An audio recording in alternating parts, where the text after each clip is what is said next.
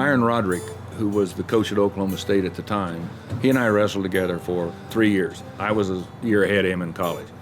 We were very, very bonded friends. Well, then when I'm here, Myron's there, and Jay came up and I said, this guy has enough talent to go to college. So I called Myron and said, I got this guy and I think he'd be helpful to you. Myron, trusting Ned, sent me a letter, scholarship offer, said, we'll give you your tuition and fees and books, if you want to come to Oklahoma State. I had no idea what was going on. It's not like today. There's no phone calls. There's no visits, official or unofficial. There's just, you got a letter in the mail saying, hey, you want to come here and wrestle?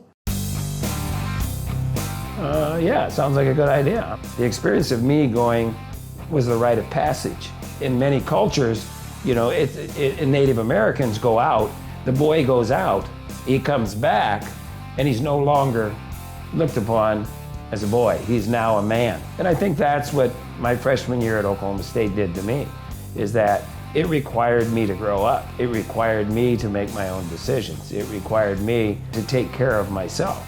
And if I didn't take care of it, it wasn't going to get taken care of.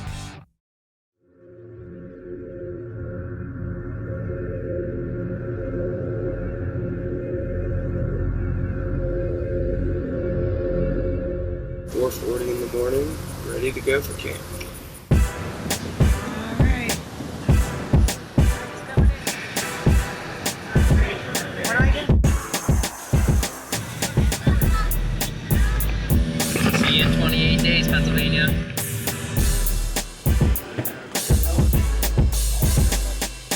The wrestlers arrive in Minneapolis, Minnesota, and board a shuttle that takes them to where camp is held.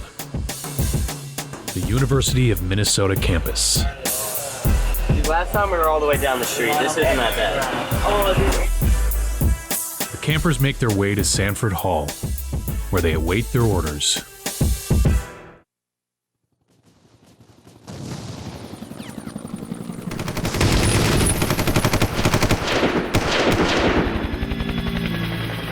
I was on orders to go to Vietnam, so I took a 30-day leave. And in that 30-day leave, I went back to Oklahoma State. And when I went back to Oklahoma State, I missed wrestling.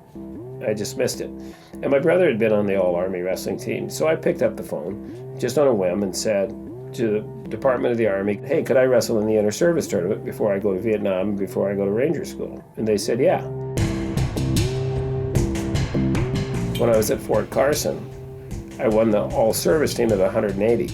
Well, then I went to the national tournament and won the national tournament. I stayed with the freestyle guys because I'd won the freestyle national tournament, and I didn't have any partners except for the Greco guys, and they went to the Greco national tournament. So I thought I'd go to the Greco national tournament and get a couple matches, and I'd lose 2 matches and I'd be out. But I went and I got to the finals, and then I ended up going to the World Training Camp and ended up making the world team and then wrestling in the World Championships. And then from there I went to Ranger School. If you're a regular Army officer, you had to go to Ranger School. So I really didn't have any choice. It wasn't really a super conscious decision that I'm going to go to Ranger School and that it's going to affect my life. It was competitive and it was hard, and he wanted to be the best, and he turned out to be one of the honor students in Ranger School. And I liked it. I enjoyed it, and I liked the structure of it. When I got to Vietnam, so I worked at this maintenance company for about 4 or 5 months. And then again, on a whim, I just thought that I would ask and say, because I had had this little taste of wrestling getting to the World Championships, if I could wrestle in the World Championships again. So I came back to the United States in June. I made another world team, went to the World Championships. And then in that time, my unit, the 173rd, had stood down and come back to the United States. My whole thing in asking to wrestle was not to get out of Vietnam, but was I just wanted to wrestle. So I called Department of the Army, I called Infantry Branch and said, I want to go back to Vietnam and finish my tour. So they sent me back to Vietnam. I was then a captain and they didn't have any slots for company commanders. And so I told them that I'd take off my bars and be a platoon leader. And they said I couldn't do that because I was a captain and that was my rank. He didn't get a chance to use any of the skills that he had learned in Ranger School. I kind of think that frustrated him, but that's one of the things that's made him so successful with these intensive camps. A lot of it's based on what he learned in Ranger School. It's tough, These are the rules. If you break the rule, these are the consequences. And even though I asked to go back, which most people wouldn't do, I still didn't feel I did enough. I never got to really do what I wanted to do in Vietnam. I didn't do my part.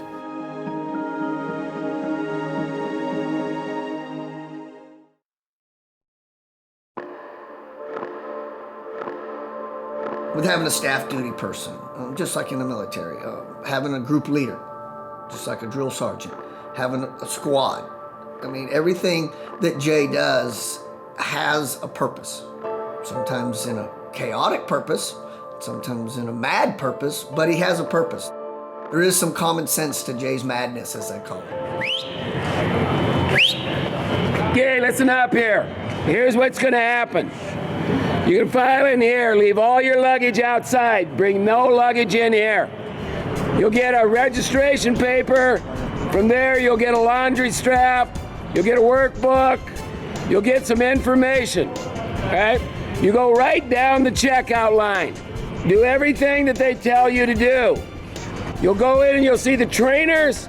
After you see the trainers, get your stuff, take it up in your room. Read the information and read the schedule. Everything that's on the schedule, you go do. Parents, from now on, you do nothing for them.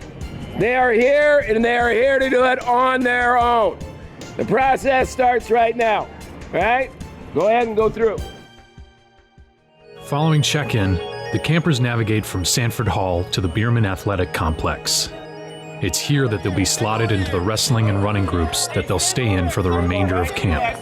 They'll run a mile for time to determine which of the 8 running groups they place in. You'll run right up there, stay in line. I was kind of nervous just walking up the line at the mile, realizing, well, now this is starting like my whole entire experience at this camp. Ready? Go!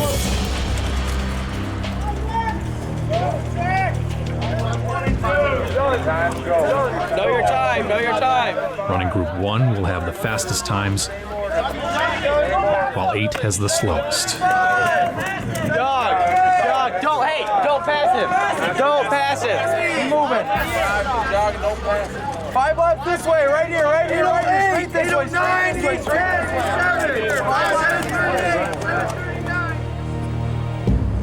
Anybody under 110? 110 pounds.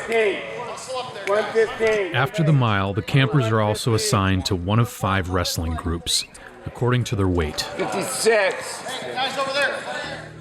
Ben Radner places in wrestling group 1, 58. while Zach Trampe occupies group 2. Initially, we used to divide them up by their skill level, not by their weight. Because he always thought if you mixed them up that way, they'd always find somebody in there that they could wrestle. But then when we convinced him, if we did it by weight, then you have a little bit of everybody, and that's worked out well, doing it that way.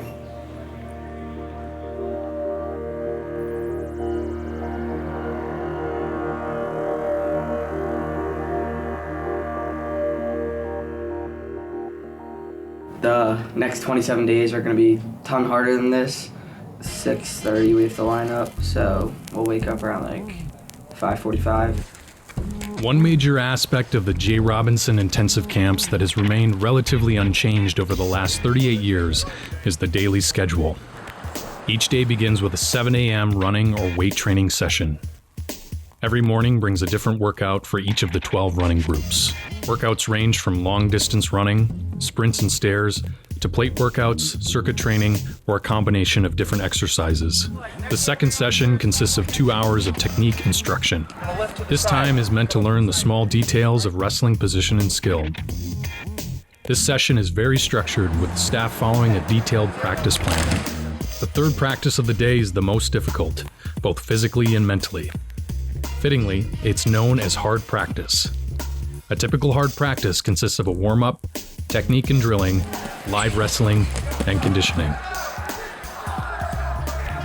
Bookending a long day of hard work, the night session puts the campers back in their running groups to complete another technique, run, or weightlifting session. And attack the whole time. Some guys, not so much. Campers are evaluated on a point system, adapted from an Army Ranger School concept. which evaluates them on effort, punctuality, behavior, and responsibility. Negatives are given to encourage campers to work harder, while positives are given to the wrestler who put forth the best effort in each group during each session. All right, positives today, go to 2 guys. Counselors must give 1 positive during a running or lifting session and 2 positives during a hard practice positives session. today, go to Hassenhauer and Negron. So, give him 2! Give him 2! Campers are expected to be in their rooms by 11 p.m. for bed checks. This daily routine will be repeated for the remaining 26 days of camp. If a camper accrues enough points throughout the camp, they earn the I Did It shirt. Since the camps began 38 years ago, the shirt has been the ultimate trophy for intensive campers and a symbol of sacrifice and hard work.